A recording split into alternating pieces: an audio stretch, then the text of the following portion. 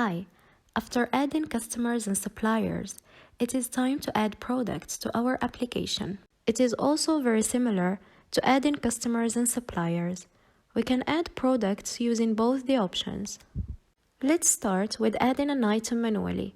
Go to Inventory and Services module in the menu and click on Add Item. You will be redirected to Add Product page, where you need to fill all the necessary information. The fields with red star are mandatory. Once you fill all the required fields, you can add a product picture and also attach a document that belongs to this item.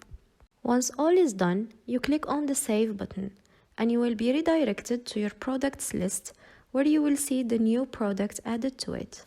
The second option is to have all your products in an Excel sheet and upload them at once, same like we did with customers and suppliers previously. So let's download the Excel sample and fill it without changing the cells format or the headings. For product code, you have two options. Either type it if you want to use a custom code or leave it empty, and the system will pick the code you entered during company settings. Supplier product code is optional. Product name is necessary. If you leave it empty, this line record will not be saved. Description.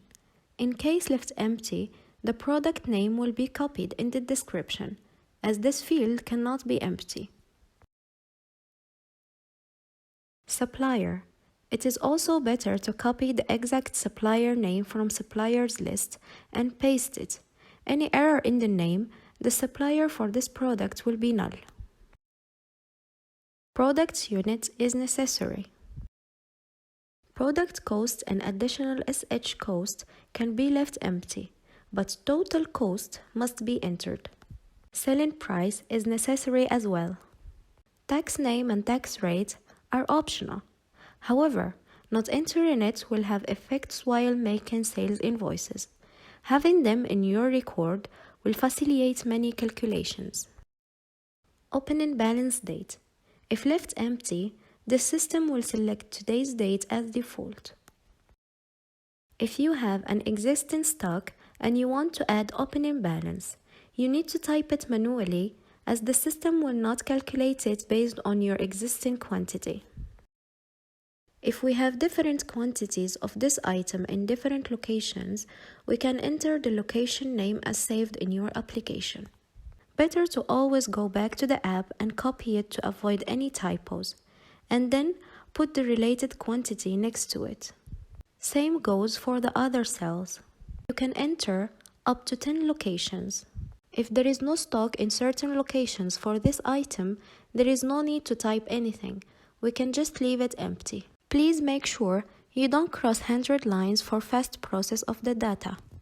We can now save and close our sheet. Go back to Products list, click on Choose File. Select the file you have just saved and then click on Import Products list. Once the upload is successful, you will see the products added to the list below. That's all for this video, and see you in the next one.